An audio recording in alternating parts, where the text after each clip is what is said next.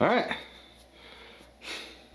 Just do it. Reece. You know it's gonna happen. I haven't been in here a while, so it's gonna happen. Just do it.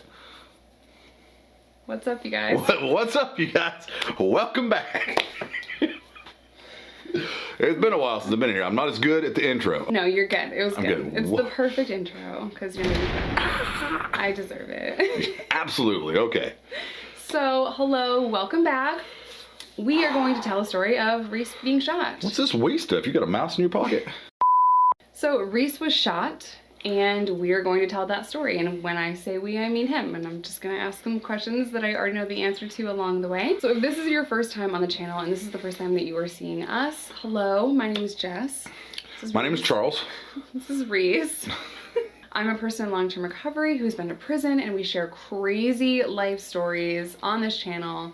Not just myself. Sometimes this beautiful person comes on the channel and shares his crazy stories from addiction, the military, just all kinds of stuff.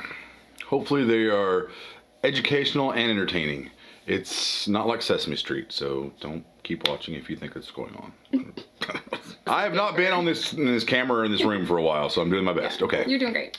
Right. So if you want to follow us on any other social media platform, TikTok, Instagram, Patreon, all of that is linked down below. And I will also link a playlist to all of Reece's stories in the description box. So follow down a YouTube rabbit hole, become a Reece fan. Smash the subscribe button. I mean, really I mean like a Jay-Z video smash, you know? Like. All right, let's kick this thing off.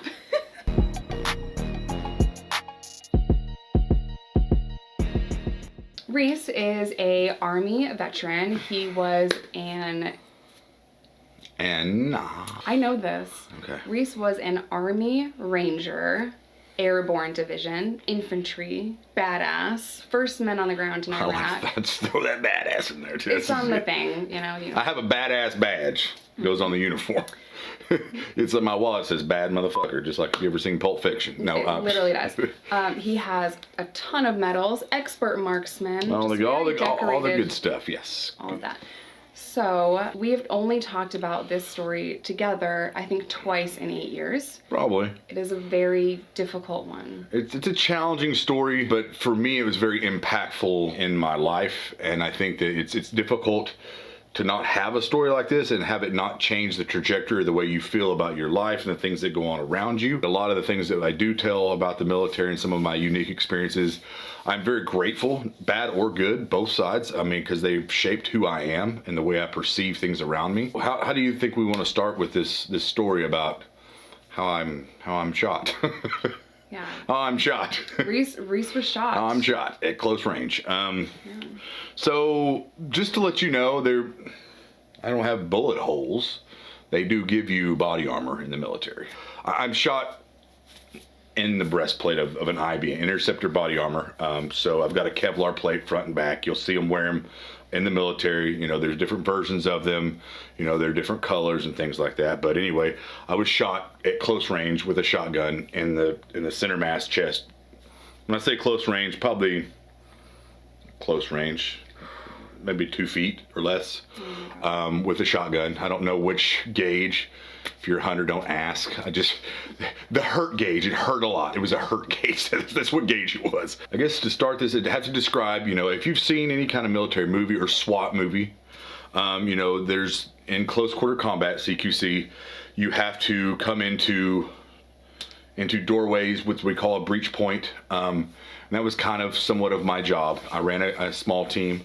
And you have two options as a team leader. You can either run the breach point and send the signal, and the team will stack up on the door, and you'll, as a breach, you can either pop a door with shape charges, or you'll see them in movies with a big, you know, a ramrod or whatever, and they'll send the signal through, and either you can send the team in first, and they will start to cordon off the rooms as they go and start to peel. And I won't go into depth of how it works, but it's a very systematic, a very organized approach. You work on it a lot. It's a lot of training, especially as you start to go through real world scenarios. You get better and better at it as a team.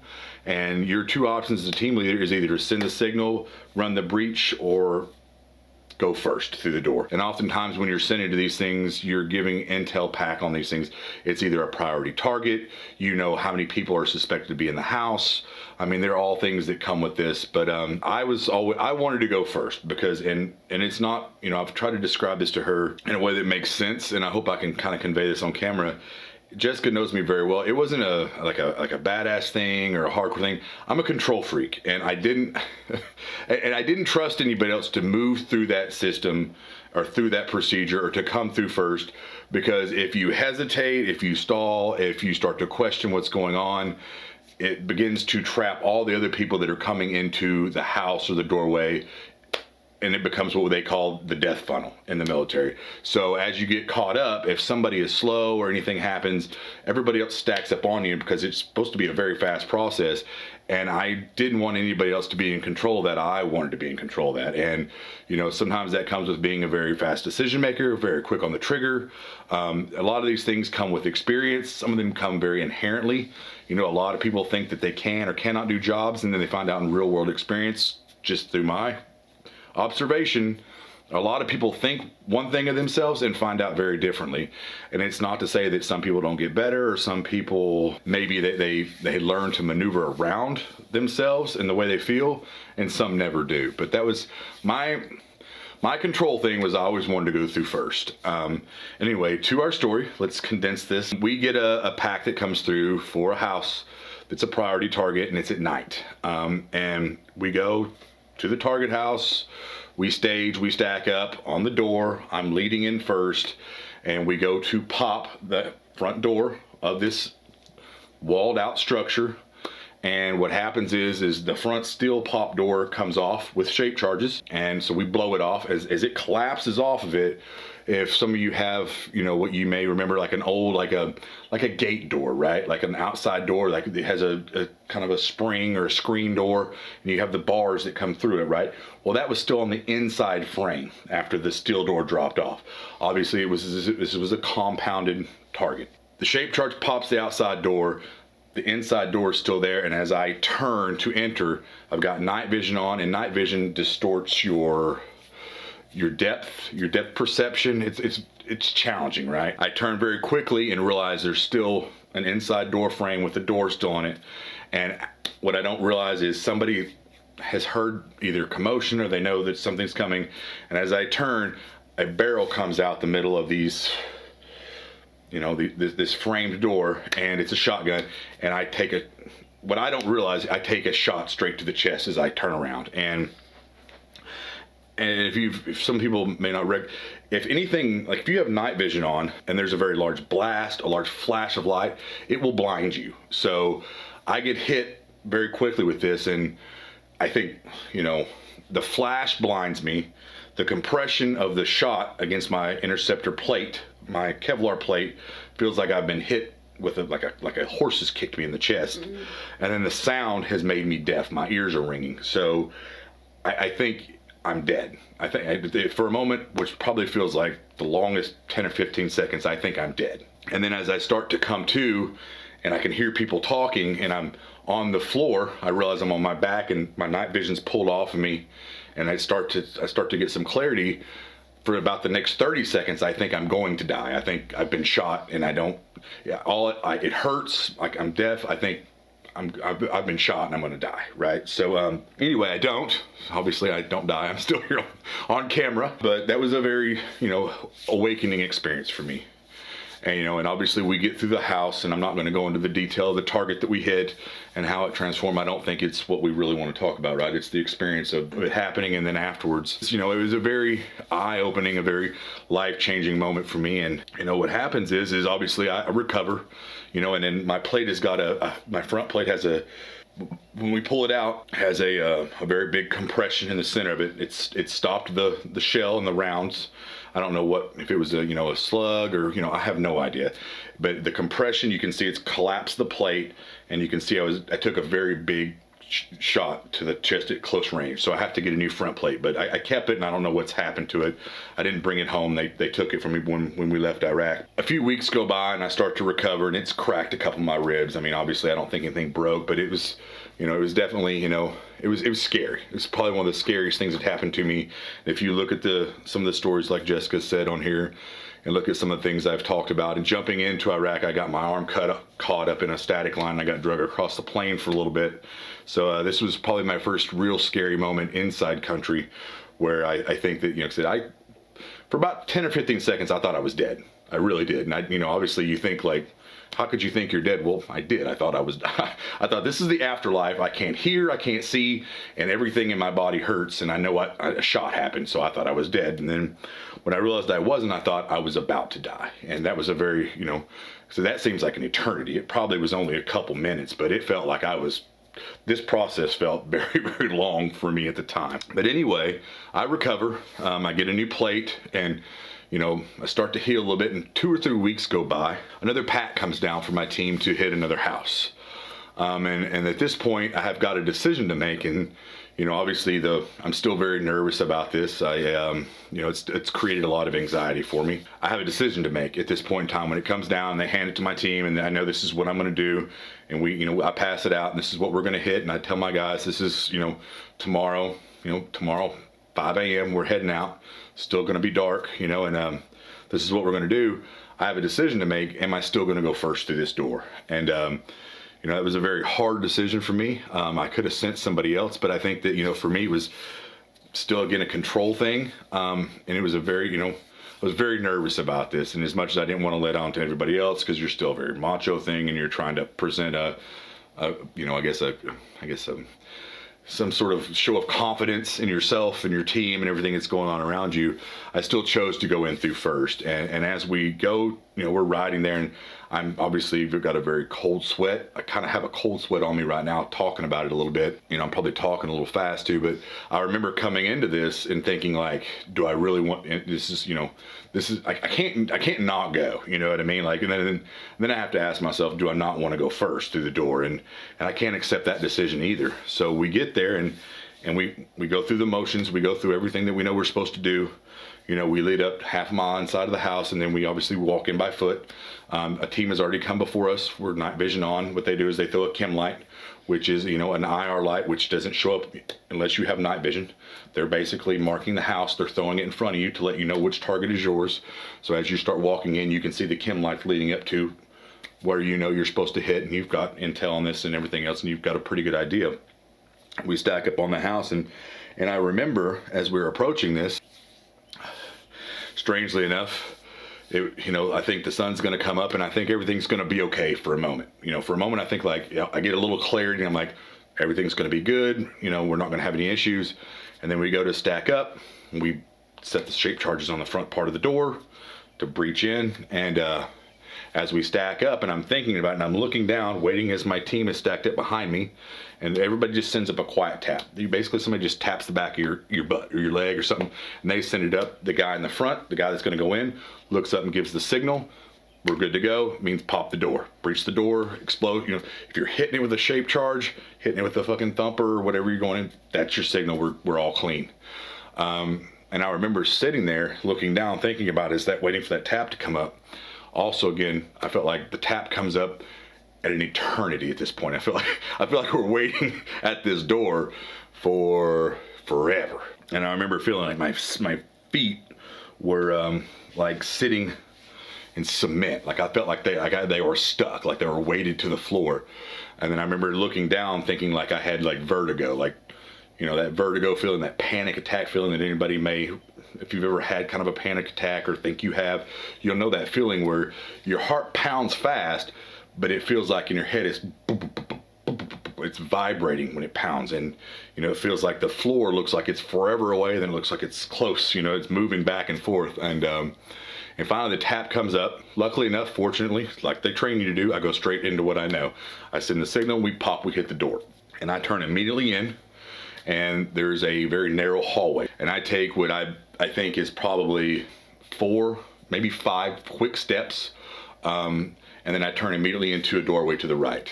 And as I come through this doorway, there are 2 men holding AK-47s, and I take both of these guys. I mean, I shoot both of these guys coming into this doorway, and then there's a woman that, is standing very close to what looks like a stand, and, she's wearing, a traditional, Muslim dress. She's fully covered, and this was for a purpose.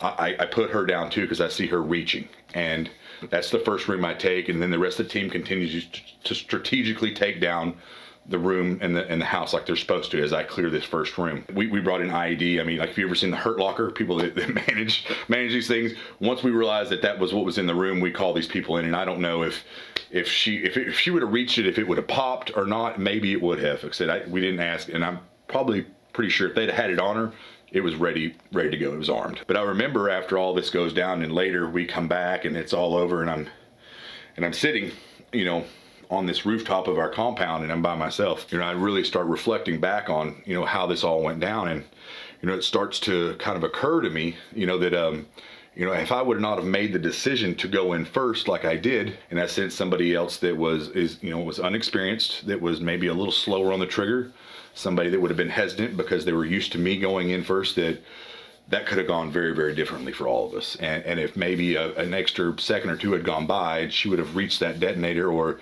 the first guy holding a weapon may have slowed us down, and she would have reached the detonator after that, we would have possibly all died. Reflecting back on that and thinking about how scared I was because of what had happened after being shot, and being very, very, very, I guess, afraid. I mean, it was to go in first because, you touch the stove and it's hot once. The next time you start to wonder, like a little kid, is it going to be hot again? And I remember thinking it was a very big point of contention for me. Like, I did not want to go first and then be hesitant and be afraid and cost myself or somebody else their life. And then thinking the way it went down, I was very, thinking about my position in this world, my place, as a leader, and about the way I respond to things, that, it let me know who I was a little bit. And I thought, I did what I thought was right, and things worked out the way they did for a reason. Obviously, we jumped in March, 23rd, 2003. And, I remember this day very clearly. It was June 22nd, and since then, after thinking about that, I've lived every day of my life, I think, without fear, without real fear. And it's not because, and like I've explained to Jesse, it's not because there aren't things to be fearful of, because there are. I think it's, my assessment of, even if there are things to be afraid, and no matter what happens, I think that I know I'll make the decision and I'll be all right. And that was, a big moment for me. And looking back on this, it's a kind of a tough story to tell. Like I said, I'm very sweaty now, even thinking about it. It's kind of hard to articulate. Because it's a very personal moment for me, and I don't know how it'll come off on camera, but it was definitely a defining moment in my life in the way I view things. That decision could have gone either way. I could have decided to go first and been so scared I made a very wrong decision and cost a lot of people their lives.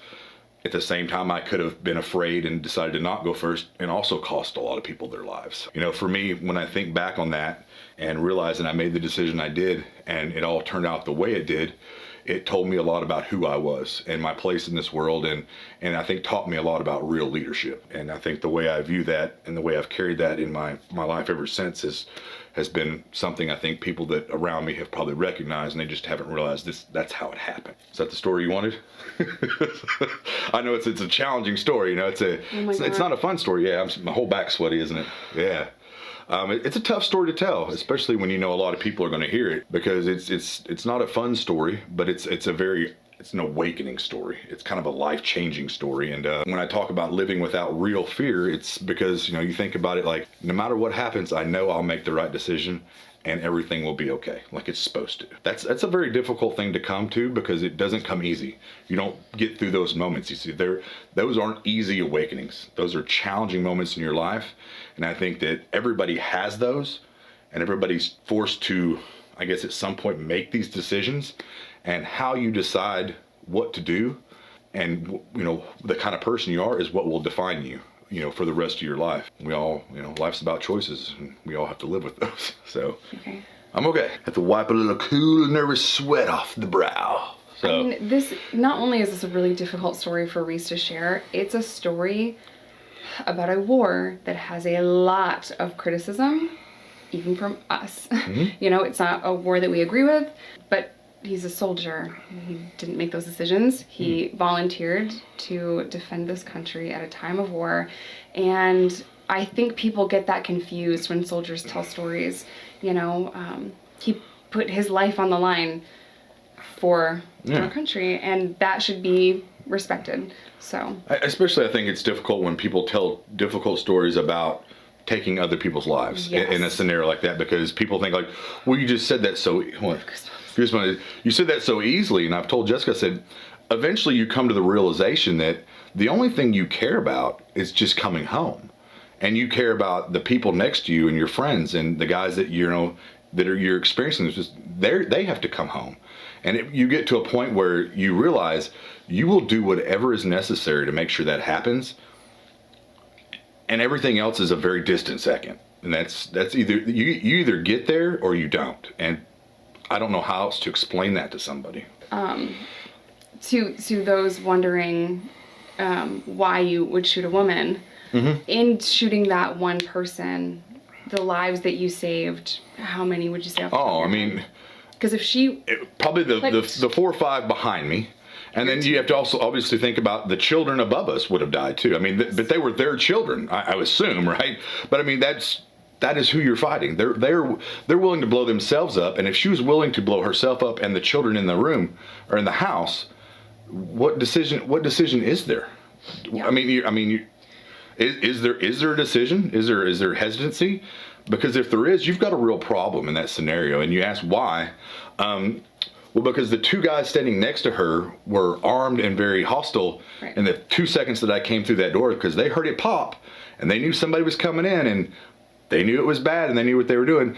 So what do you think she was doing? Yeah. And I either have to assess, is she reaching for her cigarettes or, is she reaching for her Lucky Charm, or is she reaching for something she probably didn't need to be reaching for? Who knows? Maybe she'd have been reaching for some sort of the Quran. I don't know. You know what I mean? But all I know is I was right in this scenario, and if you have to ask me, I'd do it again. Off the top of your head, how many people do you think were saved by her not blowing herself up? I mean, with the amount of explosives that were probably assessed to have on her, I mean, it would have taken the house and the 5 guys with me and the 3 children upstairs. So 8, well, 9 counting the guy that was upstairs with him, but he was an arm. I mean, he was shot, hostile anyway. But I mean, so 8, 9, but we're talking about the team I'm with, the guys that eat every day with me, the guys that take turns watching for anybody at night while I sleep every night of the year, while I'm there, guys that share their food with me when we don't have much on a long stretch, 3 children upstairs I don't know, that their mother was, I assume their mother, I don't know, that she was willing to take with her. So, I mean, yeah.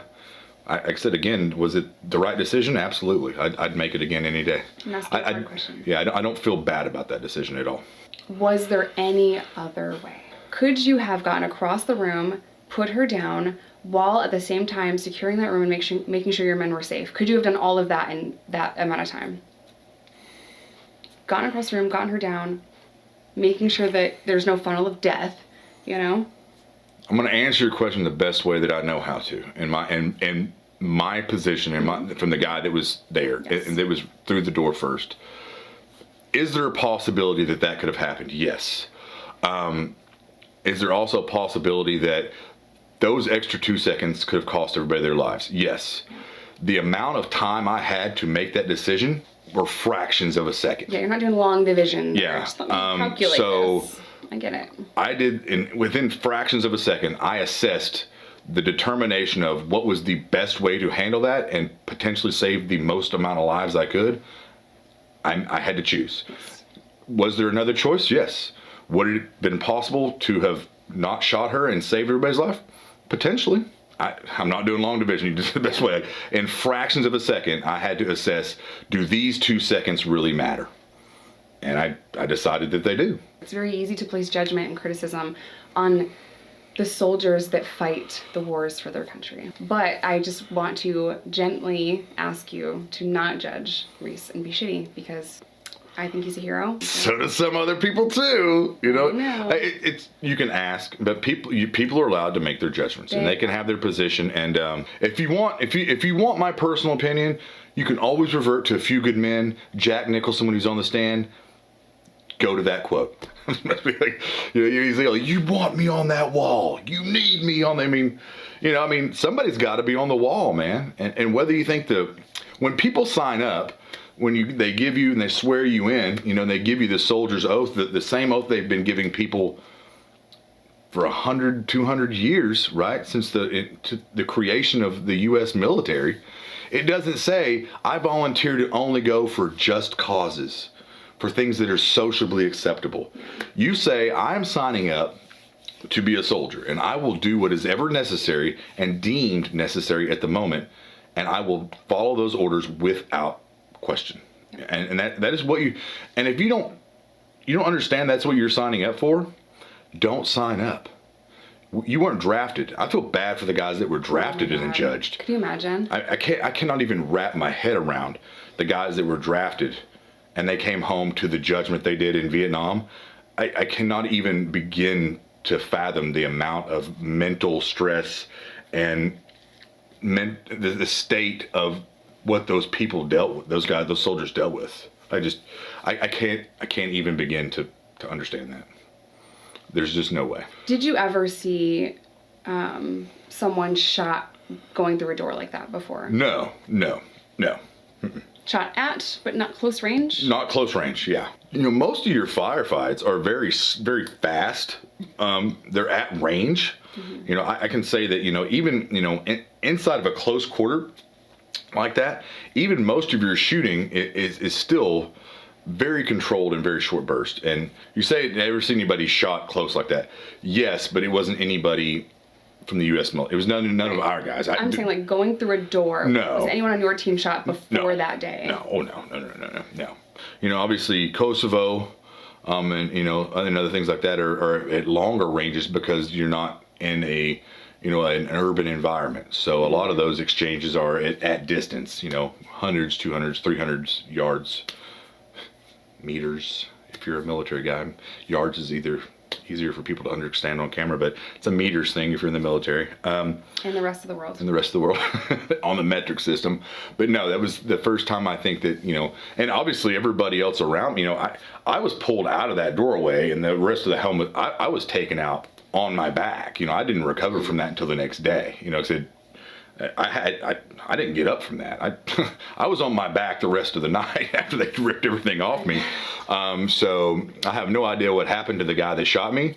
I honestly don't care. I don't know how else to say that. Once I hit my back, I was pulled immediately out of that funnel, and the rest of the home was breached and taken. Like I said, that was the first time, my first experience, either we'll say seeing it, that was being a part of it. So I'm sure it probably scared the other guys on my team the next time we went through the house. I'm probably sure they were like thinking, I hope this asshole doesn't make me go first next time we go to a house. You know what I mean? Because you can, like I said, I'm sure no one wants to go first after that, but especially going first has its perks and has its disadvantages. It's just like jumping out first. You know what I mean? Like I said, you can either be part of the line that's going out.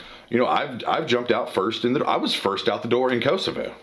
So I was the first jumper out the door. When they pop the door and they have the whole line behind you, I was the guy that was holding on. I was the first one out the door in zone. So, being first has its advantages, and it also, in this scenario, has its disadvantages. So, did you get a medal for that?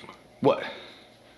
Oh yeah. I've got a lot of them. I wish we could find some of them. I know some people watching this, if it's their first time, may not understand where some of my medals have gone. When you have an addiction problem and you lose everything you've got in this world, I have a lot of military things that I've told you I wish I still had. Yeah. I mean, it's some really good photos. I had my original beret that I kept the whole time.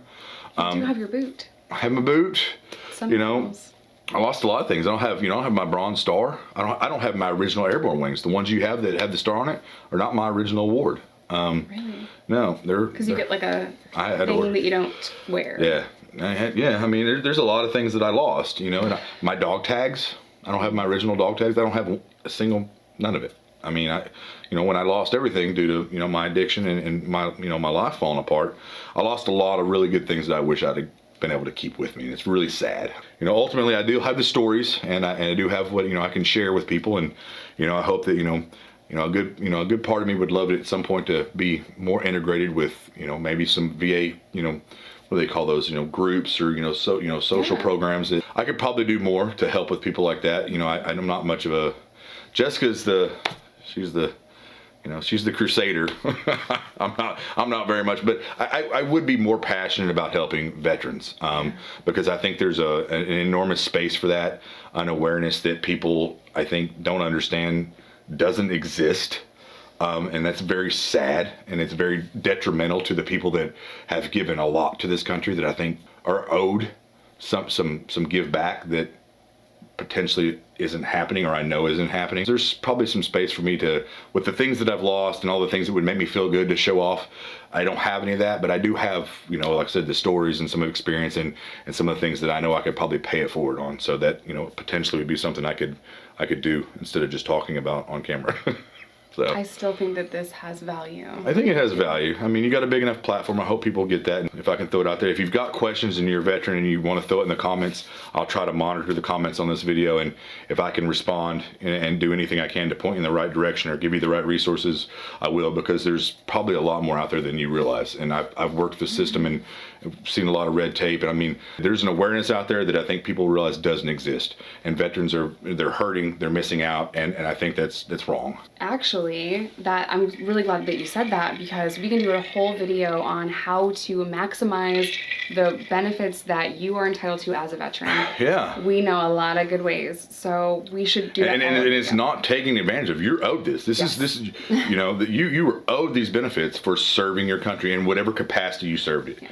And I think that, honestly, I said that I would be, I'd be more than willing to do that. So, mid-pounds. Throw a little lightheartedness at the end of this video about being. Look you are that it's over. I know. Well, I mean, like you like rub my back. I just have like a cold sweat as I'm telling the story, because there's a lot of things that when you talk about, even I'm 2 decades removed from my service, and this is a story that Jessica, has said that she hasn't heard but a few times, and there's a lot of things it's hard to go through, and I know I talk fast as I work through some stuff, because you become there. It's very hard to break yourself away from the way you've attached your emotional state to these experiences, because they're very overwhelming and they consume you. So it's tough. And there's a lot of people out there that I know deal with the same thing. So. Yeah. And that is PTSD, my folks. There we go. Wrap it up.